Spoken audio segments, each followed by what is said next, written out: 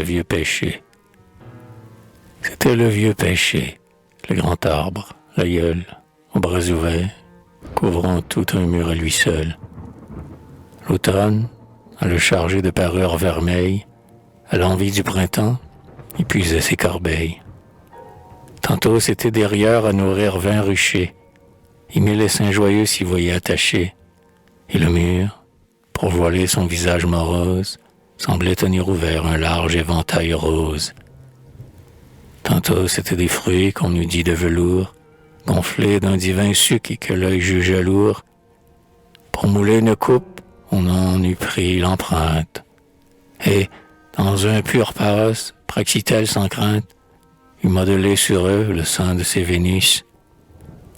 On eût dit les appâts innombrables et nus, de Cérès prenant vie un moment dans cet arbre. Puis ils avaient encore, ce que n'a point le marbre, un frais duvet de pourpre avec de doux parfums. Tel on vous admirait, pauvre rameau défunt. Mais pour tout ici-bas vient l'heure de la tombe, qu'on vive en siècle un jour, homme, rose ou colombe, chacun tour à tour paye au destin son tribut. Nombreux sont les chemins, mais unique est le but, et devant le néant tous les êtres sont frères.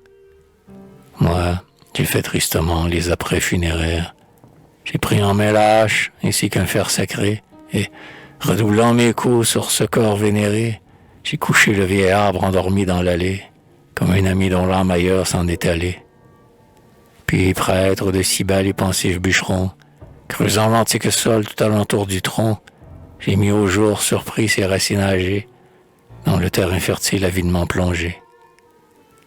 Le fer a tranché tout.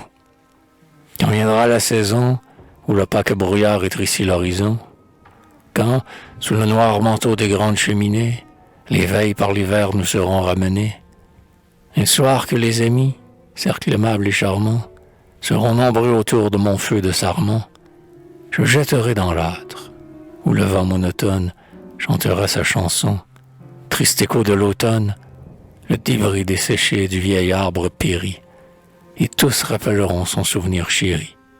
Et, tendant les deux mains aux flammes odorantes, rediront sa beauté, ses pêches transparentes, de loin, en approchant, les sentiers embaumés, et ses rameaux en fleurs, des abeilles aimées.